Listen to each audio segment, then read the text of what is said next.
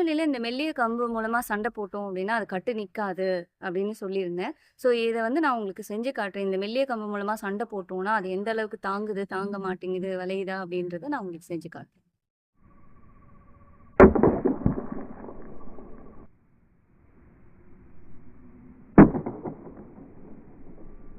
இப்ப இதான் ஒருத்தவங்களோட தலை. இப்ப இவங்க தலைய நான் அடிக்க போறேன். இந்த மெல்லிய கம்பு அது எப்படி தாங்குதா, தாங்கலையா, எந்த அளவுக்கு வளையுதுன்றத பாருங்க.